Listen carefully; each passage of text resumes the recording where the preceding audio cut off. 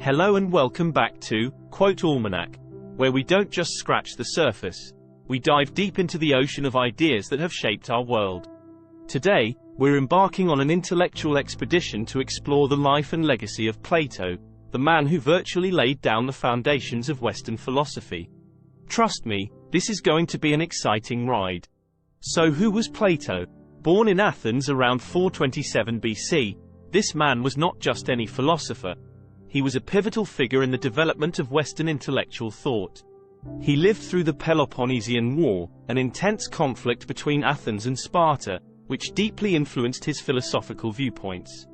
Plato was born into an aristocratic family, related to the celebrated lawmaker Solon.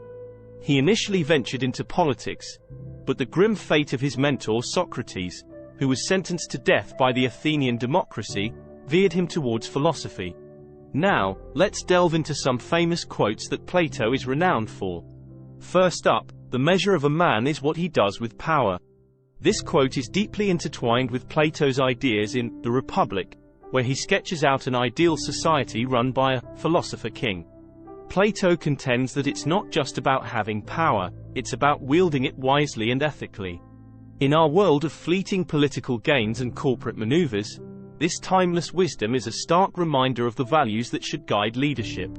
Another gem from Plato's treasure of wisdom is, ignorance, the root and stem of all evil. This isn't just a catchy phrase, it's the cornerstone of his educational philosophy. Plato believed that ignorance leads to poor decisions, which in turn lead to societal decay. This is why he founded the Academy in Athens, the first institution of higher learning in the Western world, focusing on a broad curriculum from philosophy to mathematics. If you're soaking up all this knowledge and enjoying the video, please take a moment to subscribe to Almanac. We bring you these in-depth analyses regularly, so stay tuned for more. But let's go back to Plato. Love and friendship also captivated his philosophical mind. At the touch of love, everyone becomes a poet, he famously said. Plato pondered deeply on the different facets of love in his work, Symposium. He even gave us the term, platonic love, which signifies a deep emotional connection devoid of sexual attraction. This thinking was revolutionary, challenging the societal norms of his time and offering a new lens through which to view relationships. Did you know that Plato also had thoughts on democracy that were contrary to the popular sentiment of his era?